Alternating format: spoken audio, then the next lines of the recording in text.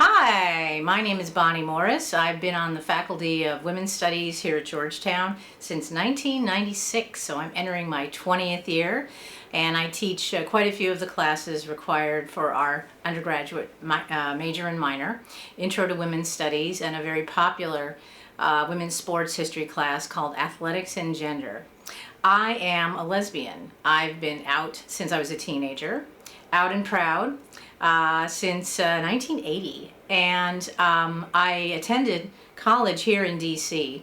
I went to the crosstown rival American University, so I was very much aware in those years how Georgetown struggled in its initial refusal to acknowledge an LGBT student space on campus.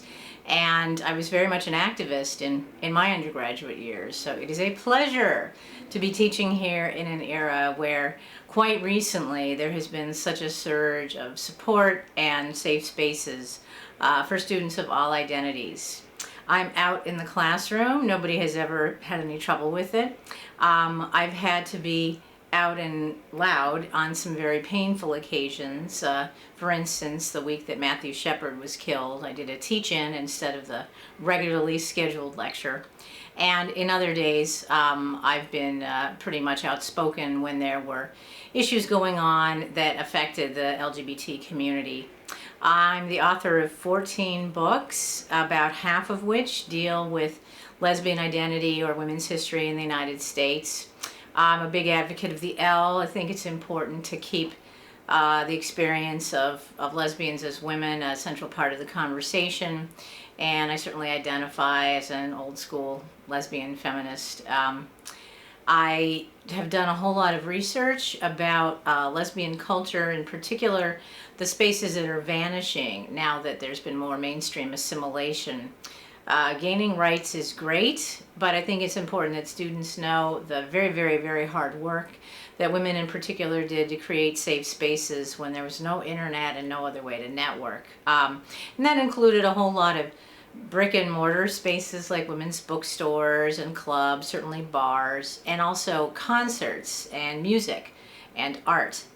So I have a very good collection of women's music albums, and I work very hard at archiving all of that era. At one point I worked at pretty much all of the women's music festivals in the United States. I think an accurate accounting of what they contributed to political action is really important.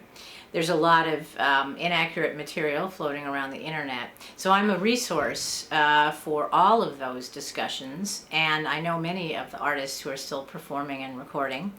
Olivia Records, the first lesbian production company, was started right here in DC, right here locally.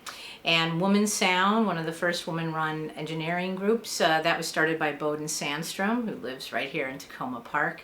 So DC is a great area to do research on lesbian culture.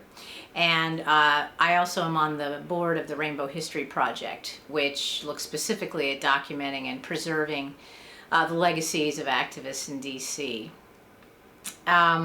When I was coming out, I was here in Washington and made use of the city as a space that was very vibrant. At the time, it was a very difficult era. The Reagan administration years were very homophobic. There was a lot of backlash.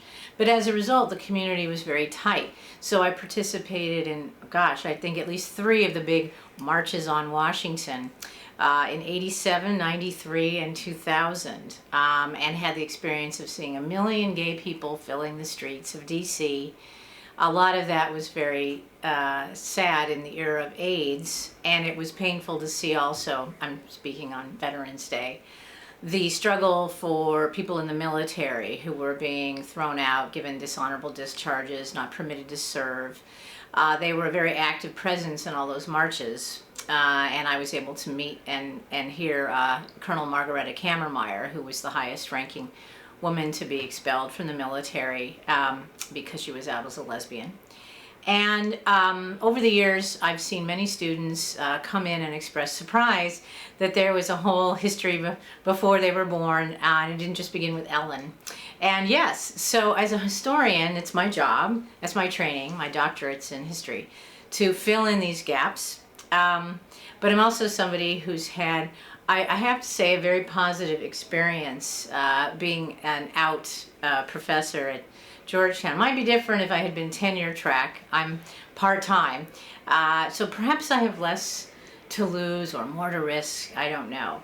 But there's always been complete support and a lot of affirmation for the lesbian faculty in women's studies.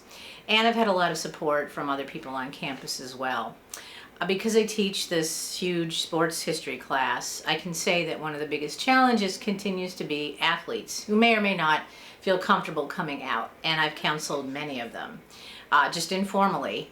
But through teaching that class, I've seen in students' writings their struggle to be a face of activism as an athlete, and we're seeing how much that matters this week now with uprisings at the University of Missouri. When student athletes take a stand, the media is attracted, so it's a real bold move for student athletes to come out and be part of the LGBT struggle. But many have. They've been some of the best writers. Proud to see the high grade point average of LGBT Georgetown. Not that that's all I'm concerned with. But I've had the opportunity to use a lot of students' writing in my books, obviously with permission. I'm quoting some of my best students in the book that's coming out next year called The Disappearing L, The Erasure of Lesbian Spaces and Culture, where I quote a lot of people from the intro class about what does it mean if in coming into the mainstream we kind of, leave behind separate institutions and we don't remember them. So I've lived through a lot of change, and now 35 years out and proud. So that's a chunk of time. But I still feel very young at heart, and I hope students see that when I walk into the classroom with a smile.